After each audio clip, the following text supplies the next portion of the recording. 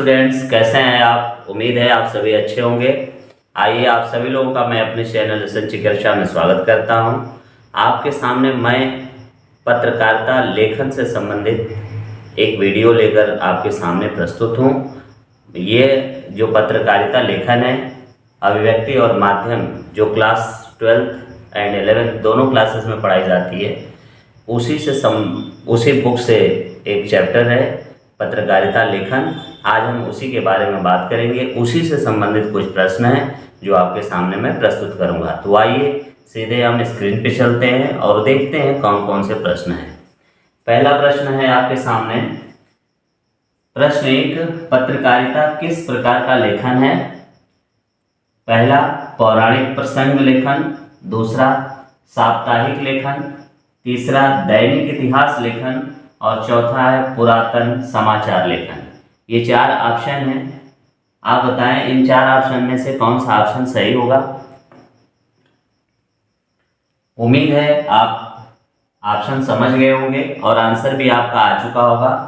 तो पत्रकारिता किस प्रकार का लेखन है, इसका सही आंसर है दैनिक इतिहास लेखन। ये है दैनिक इतिहास लेखन। दिन का लिखा हुआ, एक दिन का लिखा हुआ, सुबह का लिखा हुआ, शाम तक जो न्यूज़ आती है, समाचार आता है, वही आपका ये पत्रकारिता होती है। ये तो इसके साथ दूसरा प्रश्न है, किस प्रकार की कहानी समाचार नहीं बनती। बहुत बढ़िया प्रश्न है कि किस प्रकार की कहानी को हम समाचार के रूप में नहीं लिख सकते हैं, नहीं लिखते हैं। पहला ऑप्शन है समुद्र की गहराई।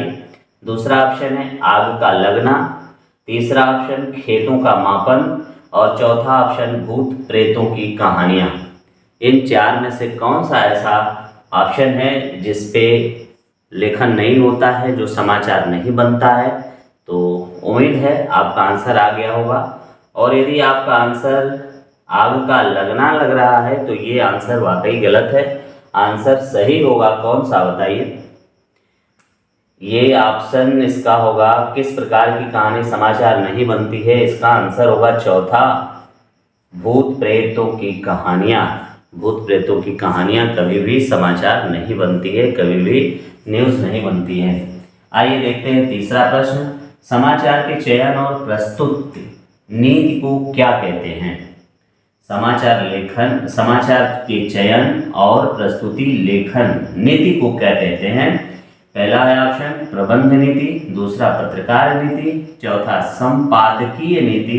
और चौथा है समाचारीय नीति। तो देखें इसमें से कौन सा ऑप्शन सही होगा। समाचार के चयन और प्रस्तुति नीति को कहते हैं प्रबंधन नीति, पत्रकार नीति, संपादकीय नीति और समाचारीय नीति। तो आइए इसका आंसर देखते हैं। इसका आंसर होगा ऑप्शन नंबर 3, संपादकीय नीति। चौथा प्रश्न है पत्रकार की बैसाखियां हैं 1, 4, 2, 5।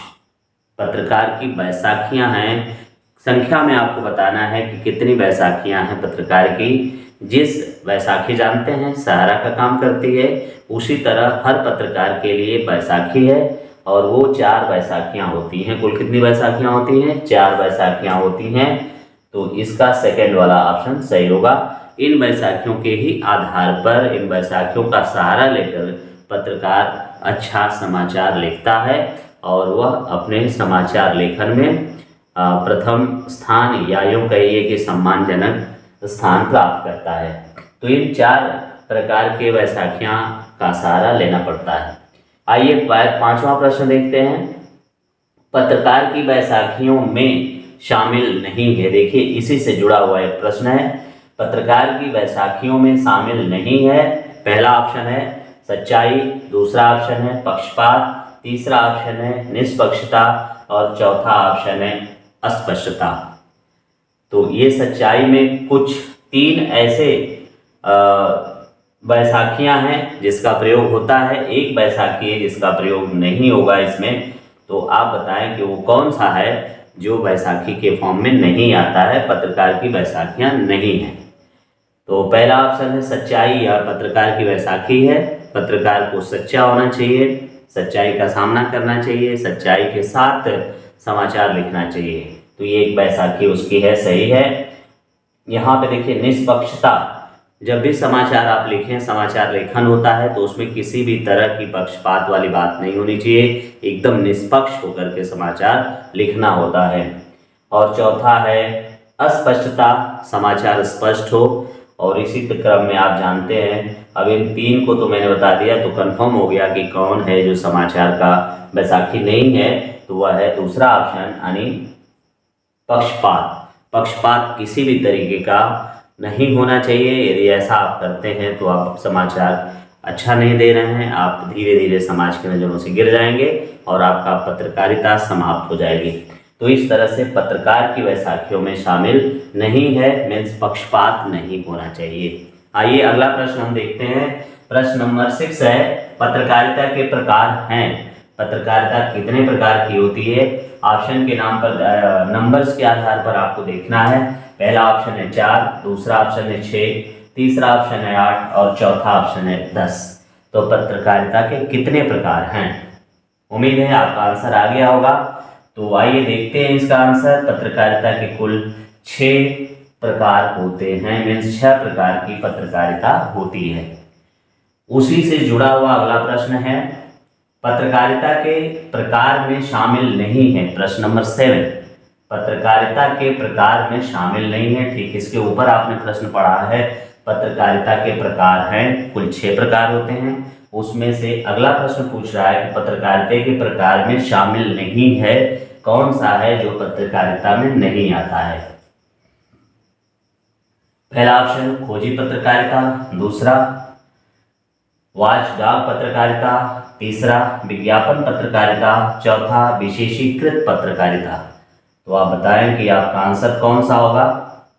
कौन है पत्रकारिता जो पत्रकारिता के प्रकार में नहीं आती है? तो इसका सही आंसर होगा विज्ञापन पत्रकारिता, या पत्रकारिता के प्रकार में नहीं शामिल है। आगे देखते हैं, पत्रकारिता में ककार हैं। पत्रकारिता में कुल कितने ककार होते हैं? संख्या के आधार पे आपको बताना है। पत्रकारिता में 8 ककार होते हैं या 6 ककार होते हैं, तीसरा ऑप्शन 7 ककार होते हैं या फिर 4 ककार होते हैं, चौथा ऑप्शन में लिखा हुआ है। तो आप बताएं कि कुल ककार कितने होते हैं? ककार जानते होंगे, और ककार कौन से हैं? पहले आप ये बताएं संख्या कितनी होती है। तो इसका ऑप्शन सेकंड सही है। कुल पत्रकारिता में ककारों की संख्या कितनी होती है? 6 होती है।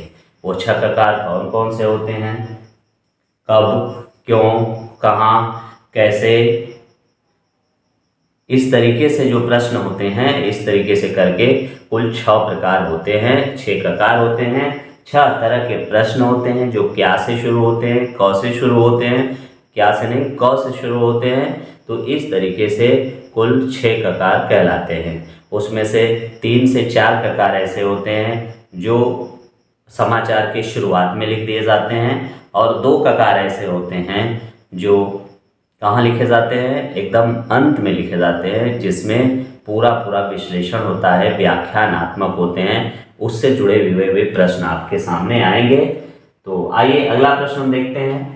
समाचार लेखन की मानक शैली है। बहुत बढ़िया प्रश्न है, आप इसको स्टार लगा सकते हैं, बहुत बढ़िया प्रश्न है ये। 1 मिनट, आप इसको स्टार बना लीजिए, बहुत अच्छा प्रश्न है। समाचार लेखन की मानक शैली है, पहला उल्टा पिरामिड शैली, दूसरा सीधा पिरामिड शैली, तीसरा दोनों, और चौथा ऑप्शन है इसमें से कोई नहीं। तो उल्टा पिरामिड शैली इसका सही आंसर होगा। 2 तरह की पिरामिड शैलियां हैं, समाचार लिखने की 2 शैलियां हैं, एक उल्टा पिरामिड शैली और एक सीधा पिरामिड शैली। उल्टा पिरामिड शैली में सीधे, जैसे आप ट्रायंगल देखते होंगे, त्रिभुज जो होता है, त्रिभुज ऊपर जो पतला होता है, नीचे चौड़ा होता है, बेस उसका ज़्यादा बड़ा होता है, तो उसका ठीक उल्टा जब कर दिया जाता है तो उल्टा पिरामिड शैली, मतलब पिरामिड जैसे होता है। उसमें सबसे महत्वपूर्ण जो समाचार लेखन की मानक शैली है वो उल्टा पिरामिड शैली है। अब उसके 3 पार्ट होते हैं, जिसमें मुखड़ा होता है, बॉडी होता है और फिर समापन होता है। तो इसके बारे में भी हम आपको आगे बताएंगे। आइए देखते हैं प्रश्न नंबर 10। निम्न में कौन परिभाषा गलत है? बहुत बढ़िया प्रश्न है, ये भी स्टार लगाने लायक है। कौन परिभाषा गलत है? नीचे कुछ समाचार की परिभाषा दी हुई है, विज्ञापन की परिभाषा दी हुई है, उसमें से कौन सी परिभाषा गलत है? पहला है प्रेरक और उत्तेजित करने वाली हर सूचना समाचार है। पहली परिभाषा है कि समाचार किसे कहते हैं, मीन्स प्रेरक और उत्तेजित करने वाली हर सूचना समाचार है। दूसरा है किसी घटना की रिपोर्ट ही समाचार है। तीसरा है किसी भी समय दी जाने वाली सूचना समाचार बनती है। और चौथा ऑप्शन है समाचार जल्दी में लिखा गया इतिहास है।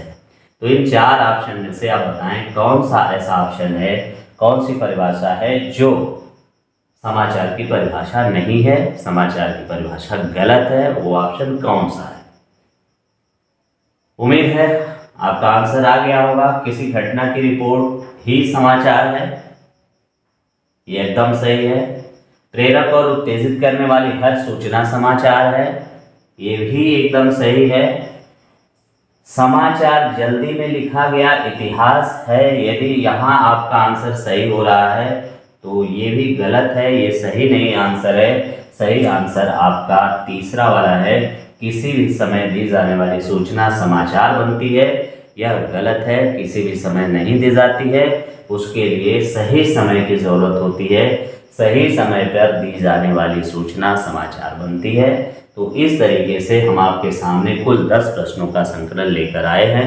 यहाँ पर 10 प्रश्नों का संकलन दे रहा हूँ, इसके बाद फिर इसके आगे और भी प्रश्न हैं। आइए हम उन प्रश्नों को भी 11वां प्रश्न देखते हैं। 11वां प्रश्न है समाचार हमेशा साफ होना चाहिए। पहला ऑप्शन संगमरमर की तरह, प्लास्टिक की तरह, शीशे की तरह, दूध की तरह। शीशे की तरह, दूध की तरह, ये चार ऑप्शन है। समाचार हमेशा साफ होना चाहिए। कितना साफ होना चाहिए, किस तरीके से साफ होना चाहिए? संगमरमर की तरह, प्लास्टिक की तरह, शीशे की तरह, दूध की तरह। आपका आंसर आ गया होगा। समाचार कैसा होना चाहिए?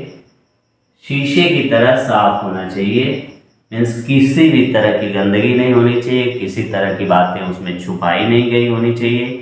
हर बात एकदम ओपन हो, क्लियर हो, उसी को कहा जाता है शीशे की तरह साफ होना चाहिए, जो कहीं से भी दिखाई दे, कोई दिक्कत ना हो। आइए अगला प्रश्न देखते हैं। समाचार में तत्वों की संख्या है, ये प्रश्न नंबर 12 है। समाचार में तत्वों की संख्या है। पहला ऑप्शन है 10, दूसरा ऑप्शन है 6, तीसरा ऑप्शन 5, चौथा ऑप्शन में 4। तो तत्वों की कुल संख्या कितनी होती है, इसको आप बताएं। उम्मीद है आपसे ये सवाल बड़ी आसानी से लग गया होगा, कर लिए होंगे। तो आइए इसका आंसर देखते हैं। समाचार में तत्वों की संख्या कुल कितनी होती है? 10 होती है। पहला ऑप्शन ही सही है इसका। आइए अगला प्रश्न देखते हैं। समाचार की समय सीमा कहलाती है। जो समाचार की समय सीमा है उसको हम क्या कहते हैं? इसके पहले इस समय सीमा से जुड़ा हुआ एक प्रश्न था, उसमें बताया गया था कि समय सीमा होती है या नहीं होती है, कौन सा समाचार बन पाता है, कौन नहीं बन पाता है, में समय का ध्यान रखा जाता है। तो समाचार की समय सीमा क्या कहलाती है? पहला ऑप्शन है समाचार सीमा कहलाती है, दूसरा है डेडलाइन कहलाती है, तीसरा है मृत सीमा कहलाती है, चौथा है मानवीय सीमा। आप बताएं आपका आंसर क्या सही होगा। समाचार की समय सीमा को क्या कहते हैं? यदि आपका आंसर दूसरे पर जाता है, दूसरा आंसर लगाते हैं, तो एकदम करेक्ट आंसर ये है, ये दूसरा आंसर डेडलाइन कहलाता है, समय सीमा को कहते हैं। मतलब समाचार की समय सीमा डेडलाइन कहलाती है। आइए अगला प्रश्न देखते हैं। बहुत ही बढ़िया प्रश्न है, 1 करोड़ का प्रश्न है ये आपके सामने।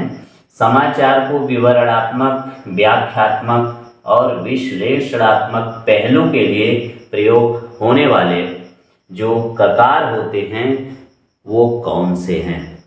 किन ककारों के माध्यम से हम समाचार को वर्णनात्मक, विवेचनात्मक और व्याख्यात्मक कर पाते हैं? तो वो कौन से ककार हैं? पहला ऑप्शन है कैसे, क्यों, दूसरा ऑप्शन है कैसे कहाँ, तीसरा ऑप्शन है कैसे कब, और चौथा ऑप्शन है क्यों कहाँ। तो आप बताएं किन ककारों के माध्यम से हम समाचार का व्याख्यात्मक वर्णन करते हैं, विवरणात्मक करते हैं, विश्लेषणात्मक वर्णन होता है, तो उसको आप बताएं कौन से वो ककार है। इसके पहले मैं बताया था 6 ककार होते हैं, वो 6 ककार यहाँ पे आपको देखने को सभी तो नहीं मिल रहे हैं, लेकिन उन्हीं ककारों में से कुछ ककार आपके सामने हैं। तो इन किन ककारों के माध्यम से हम समाचार को बढ़ा चढ़ाकर या पूरा एक्सप्लेनेशन उसका कर पाते हैं। पहला ऑप्शन कैसे क्यों, दूसरा ऑप्शन कैसे कहाँ, कैसे कब, और चौथा ऑप्शन है क्यों कहाँ। तो आपका आंसर अब आ गया होगा मेरे ख्याल से। अब आप बताएं कौन सा आंसर सही है। इसका आंसर 5 पहला ही ऑप्शन सही होगा इसका, कैसे क्यों। कैसे और क्यों का जब हम वर्णन करते हैं तो समाचार एक्सप्लेन हो जाता है, वर्णनात्मक हो जाता है, विश्लेषणात्मक होता है, इसी में सभी चीज़ें समाहित होती हैं। और आपको बताया गया है कि जो उल्टा पिरामिड शैली होती है उसमें सबसे टॉप पे क्या होता है, मुखड़ा होता है, उसके बाद बॉडी होती है और उसके बाद समापन होता है। तो समापन में ही ये सारी चीज़ें होती हैं। पूरा विवरण के साथ हम समाचार को लिखते हैं उल्टा पिरामिड शैली में। आइए अगला प्रश्न देखते हैं, बहुत ही बढ़िया ये भी प्रश्न है। विवादास्पद मुद्दों में समाचार में बात रखनी चाहिए। यदि कोई ऐसा मुद्दा है जो विवाद वाला मुद्दा है तो ऐसे में समाचार कैसा रखना चाहिए, किस तरह से समाचार बनाने चाहिए। अब उसमें पहला ऑप्शन आता है एक पक्ष की, दूसरा ऑप्शन है दोनों पक्ष की, तीसरा ऑप्शन है 3 पक्षों की, और चौथा ऑप्शन है सभी पक्षों की। तो आप जानते हैं कि जब भी विवाद होता है उसमें 2 मुद्दे आ ही जाते हैं, 2 पक्ष आ ही जाते हैं। तो मुद्दे तो बहुत हो सकते हैं, पक्ष 2 होते हैं। तो इसमें कौन सा सही होगा, एक पक्ष की बात होनी चाहिए। विवरणात्मक विवादास्पद मुद्दों में एक पक्ष की बात सुन करके समाचार लिख देना है, या दोनों पक्षों की बात, या 3 पक्षों की, या सभी पक्षों की। तो आंसर आपका आ गया होगा मेरे ख्याल से इसका आंसर ये होगा दोनों पक्षों की, और आपका भी सही से जवाब यहीं पे लगेगा, सही ऑप्शन यही आपने लगाया होगा। आइए अगला और अंतिम प्रश्न देखते हैं।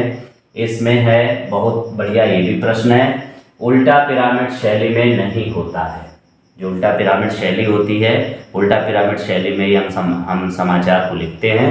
उल्टा पिरामिड शैली में क्या चीज़ शामिल नहीं है, अभी इसका हमने वर्णन किया है। यदि आप ध्यान दिए होंगे तो आप इस प्रश्न को बहुत आसानी से कर सकते हैं। पहला ऑप्शन है बॉडी, क्या बॉडी नहीं होती है। दूसरा ऑप्शन है मुखड़ा, या समापन, या फिर एक रूपता।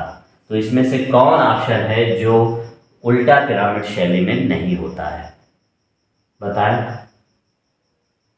या इसको मैं छोड़ता हूं, आप इसे कमेंट बॉक्स में इसका आंसर हमें दीजिएगा।